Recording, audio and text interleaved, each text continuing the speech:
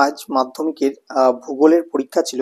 এটা তোমরা দেখতে পাচ্ছ, এটা হচ্ছে মাধ্যমিক 2025-এর ভূগোলের প্রশ্নপত্র। তো এই প্রশ্নপত্রটির সঠিক সমাধান আজকের এই ভিডিওতে আমরা করে দেখাবো, এবং সাথে আজকে যে সাজেশনগুলি আমরা দিয়েছিলাম একেবারে শেষ মুহূর্তের সাজেশন, সেই সাজেশন থেকে কতগুলি প্রশ্ন তোমাদের কমন এসেছে সেগুলো তোমাদের বলবো। তো তোমরা ভিডিওটি সম্পূর্ণ দেখতে থাকো। দেখো, অনেকগুলো সেট করা হয়েছে যেহেতু প্রশ্নপত্রে, তো যাই হোক, সেটার সাথে কোনো সাথ নেই আমাদের। এখানে কোশ্চেনের উত্তরগুলো নিয়ে আমাদের কথা, তোমরা মিলিয়ে নেবে, ঠিক আছে? তো দেখো, বিভাগ কতে তোমাদের প্রথম প্রশ্ন আছে যে হিমালয়ের একটি সরল বর্গীয় উদ্ভিদের উদাহরণ দাও। ঠিক আছে, তো হিমালয়ের একটা সরল বর্গীয় উদ্ভিদের উদাহরণ হচ্ছে অপশন ঘ, এটা হবে পাইন। 2 নম্বর প্রশ্ন আছে যে নিম্নলিখিত গুলির মধ্যে মিলেট শস্য চিহ্নিত করো। তো মিলেট শস্য হচ্ছে তোমার অপশন ক, রাগি। ঠিক আছে, চলে যাব আমরা পরের পৃষ্ঠায়। তো পরের পৃষ্ঠায় কি কি প্রশ্ন আছে একটু দেখে নিই। তো পরের পৃষ্ঠায় প্রথম যে প্রশ্নটি আছে 3 নম্বর প্রশ্ন, ভারতের প্রথম কাপড়ের কল স্থাপিত হয়। তো এর সঠিক উত্তর হবে তোমার অপশন গ, ঘুষুরিতে। ঠিক আছে, 4 নম্বর প্রশ্ন হচ্ছে কলকাতা ও দিল্লিকে সংযোগকারী জাতীয় সড়ক পথটি হলো। ঠিক আছে, জাতীয় সড়ক পথ হবে তোমার অপশন ক, NH2। ঠিক আছে, 5 নম্বর প্রশ্ন হচ্ছে ভারতের উপগ্রহ চিত্র প্রকাশ করে। তো উপগ্রহ চিত্র প্রকাশ করে ও সঠিক উত্তর হবে অপশন খ, ইসরো।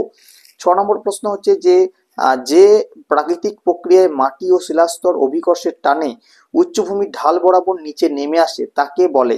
তো এটা হবে সঠিক উত্তর অপশন গ, পুঞ্জিত ক্ষয়। 7 নম্বর প্রশ্ন, পাখির পায়ের মতো বদ্বীপ দেখা যায় যে নদীর মোহনায়, সেটা হচ্ছে অপশন ক, সঠিক উত্তর মিসিসিপি, মিসৌরি। ঠিক আছে, এরপর হচ্ছে তোমার 8 নম্বর প্রশ্ন, ক্যারিবিয়ান সাগরে সৃষ্ট ঘূর্ণবাতকে বলা হয়। তো এর সঠিক উত্তর হবে তোমার অপশন ঘ, হ্যারিকেন বলা হয়। ঠিক আছে, চলে যাবো পরের পেজে তোমাদের প্রশ্ন আছে। দেখো, 9 নম্বর প্রশ্ন। ঠিক আছে, 9 নম্বর প্রশ্নে কি বলা হচ্ছে, 9 নম্বর প্রশ্নে বলা হচ্ছে যে অধঃক্ষেপণের একটি উদাহরণ হলো। ঠিক আছে, অধঃক্ষেপণের একটা উদাহরণ হচ্ছে অপশন খ হবে সঠিক উত্তর, স্লিট। 10 নম্বর প্রশ্ন, দক্ষিণ গোলার্ধে সমুদ্র স্রোত বাম দিকে বিক্ষিপ্ত হয় কারণ। ঠিক আছে, তো এটা সঠিক উত্তর হয়ে যাবে তোমাদের অপশন ক, পৃথিবীর আবর্তনের জন্য, কারণ পৃথিবীর আবর্তন। ঠিক আছে, 11 নম্বর প্রশ্ন যেটা আছে, বর্ষাকালে ভোরা কোটালের সময় সমুদ্রের জল প্রবল বেগে নদীর মোহনা দিয়ে ভিতরে প্রবেশ করে তাকে বলে। সঠিক উত্তর হবে অপশন ঘ, বানডাকা। এরপর হচ্ছে 12 নম্বর প্রশ্ন, বলা হচ্ছে নিম্নলিখিত গুলির মধ্যে পরিবেশের সর্বাধিক ক্ষতিকারক দূষক হলো। তো 4টি অপশন আছে, তো সঠিক উত্তর হবে তোমার অপশন ক, পলিথিন। 13 নম্বর প্রশ্ন হচ্ছে যে আয়তন অনুসারে ভারতের ক্ষুদ্রতম কেন্দ্র শাসিত অঞ্চল হলো। তো ক্ষুদ্রতম কেন্দ্র শাসিত অঞ্চল আমরা প্রত্যেকে জানি অপশন গ, লাক্ষাদ্বীপ। শেষ এমসিকিউ প্রশ্ন 14 নম্বর, বলা আছে দিহং, দিবং ও লোহিত নদীর মিলিত প্রবাহের নাম। তো সঠিক উত্তর হবে তোমার অপশন খ, ব্রহ্মপুত্র। আচ্ছা, বিভাগ খতে যেগুলো রয়েছে সেটা হচ্ছে তোমার বাক্যগুলি শুদ্ধ হলে সু লিখতে হবে এবং অশুদ্ধ হলে অ লিখতে হবে। ঠিক আছে, তো যেগুলো শুদ্ধ সেগুলো নম্বর দিয়ে সু লিখলেই হবে। প্রথম প্রশ্ন আছে, সিমেন্ট কারখানা থেকে উৎপাদিত বর্জ্য পদার্থ বায়ু দূষণ ঘটায়। তো এটা হবে তোমাদের শুদ্ধ। 2 নম্বর প্রশ্ন আছে, হিমালয়ের পাদদেশে অঞ্চলে নুড়ি, বালি ও পলি গঠিত সমভূমি অঞ্চল বেট নামে পরিচিত। এটা হবে তোমার অশুদ্ধ। ভূবৈচিত্র্য সূচক মানচিত্রে ভূমিভাগের দূরত্ব ও মানচিত্রের দূরত্বের অনুপাতকে স্কেলের দ্বারা নির্দেশ করা হয়। এটা হবে তোমার শুদ্ধ। 4 নম্বর প্রশ্ন, মরু অঞ্চলে বায়ু ও জলের মিলিত কার্যের ফলে সৃষ্ট অস্থায়ী হ্রদগুলিকে প্লায়া বলে। এটা হবে শুদ্ধ। চলে যাবো পরের পেজে তোমাদের আরো 3টি প্রশ্ন দেওয়া আছে শুদ্ধ অশুদ্ধ থেকে। ঠিক আছে, শুদ্ধ অশুদ্ধ থেকে আরো দেওয়া রয়েছে কি কি। 5 নম্বর প্রশ্ন, উল্কাপিণ্ড স্ট্র্যাটোস্ফিয়ার স্তরে পুড়ে ছাই হয় একদমই না, এটা মিথ্যা, অর্থাৎ অশুদ্ধ। 6 নম্বর প্রশ্ন, ভূপৃষ্ঠ সংলগ্ন বায়ুস্তর প্রধানত উত্তপ্ত হয় বিকিরণ পদ্ধতির সাহায্যে। ঠিক আছে, তো এটা তোমাদের হবে শুদ্ধ। এরপরে হচ্ছে 7 নম্বর প্রশ্ন, শুক্ল কৃষ্ণপক্ষের অষ্টমী তিথিতে সমুদ্রে ভরা কোটাল দেখা যায়। এটা হবে তোমাদের অশুদ্ধ হবে। ঠিক আছে, এবার হচ্ছে তোমাদের ড্যাশ পূরণ আছে, শূন্যস্থান পূরণ। এখানে তোমাদের যে কোনো 6টি বলেছে, তো এখানে 7টি দেওয়া আছে, তো আমি 7টির সমাধান এক্ষেত্রে করে দিয়েছি। প্রথম প্রশ্ন হচ্ছে 1 দাগের, পারমাণবিক শক্তি উৎপাদন কেন্দ্র থেকে নির্গত বর্জ্যকে ড্যাশ বর্জ্য বলে। সঠিক উত্তর হবে তোমার তেজস্ক্রিয় বর্জ্য বলা হয়। 2 নম্বর প্রশ্ন, গ্রীষ্মকালে উত্তর পশ্চিম ভারতের ধূলিঝড় ড্যাশ নামে পরিচিত। উত্তর হবে আধি নামে পরিচিত। 3 নম্বর প্রশ্ন, উপগ্রহ চিত্রে ক্ষুদ্রতম এককের নাম ড্যাশ।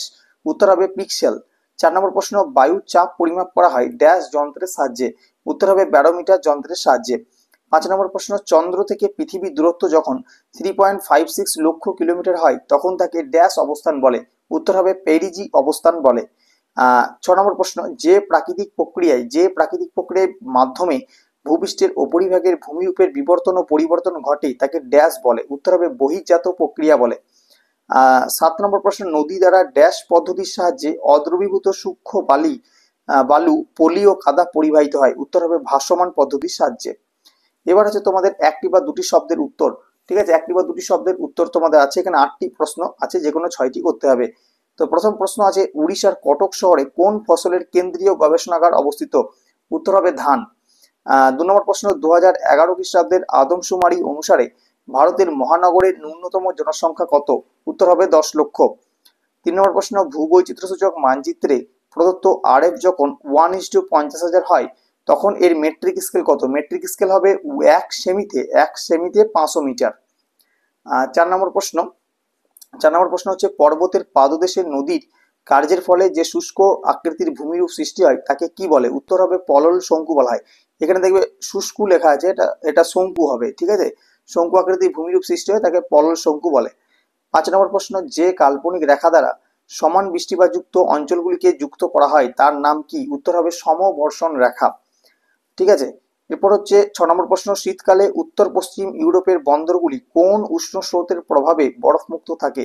উত্তর হবে উপসাগরীয় স্রোত। 7 নম্বর প্রশ্ন, কাশ্মীরে প্রবাহিত বিতস্তা নদী কোন নদীর উপনদী? উত্তর হবে সিন্ধুর উপনদী। 8 নম্বর প্রশ্ন, ভারতের উত্তর পূর্বাঞ্চলে কোন ধরনের চাষের জন্য অধিক মৃত্তিকা ক্ষয় হয়?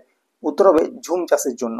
ঠিক আছে, তো শর্ট প্রশ্নগুলি মোটামুটি হয়ে গেল। এবার রয়েছে তোমাদের বাম দিকের এবং ডান দিকের স্তম্ভগুলি মেলাতে হবে। ঠিক আছে, তো বাম দিকের এবং ডান দিকের স্তম্ভ দেখো মিলিয়েছি। প্রথম হচ্ছে যে কান্ডালা হবে তোমার করমুক্ত বন্দর। রাজস্থান হবে লুনি। আচ্ছা, আর 3 নম্বর হচ্ছে লাদাখ হবে তোমার খারদুলাং। আর 4 নম্বর হচ্ছে ভিলাই হবে লৌহ ইস্পাত শিল্প। এরপর হচ্ছে তোমাদের 2 মার্কসের প্রশ্ন দেখো, আমরা এবার শর্ট প্রশ্ন যেগুলো আছে প্রতিটা তোমাদের সঠিক উত্তর বলে দিলাম।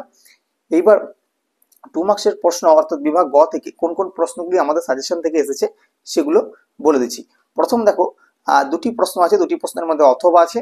তো আমাদের এই সোনালী চতুর্ভুজটা কিন্তু এসেছিল।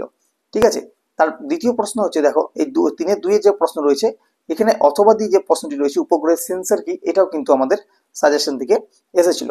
3 নম্বর প্রশ্ন যেটি রয়েছে, নদীর অবকর্ষ বলতে কি বোঝো, তার সাথে অথবা দিয়ে যেটা রয়েছে অ্যালোভেডার সংজ্ঞা দাও, এটা আমাদের সাজেশন থেকে এসেছিল।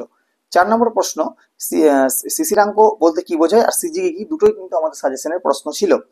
5 নম্বর প্রশ্ন হচ্ছে বিষাক্ত বর্জ্যের সংজ্ঞা, আর একটা হচ্ছে বর্জ্যের পৃথকীকরণ বলতে কি বোঝো।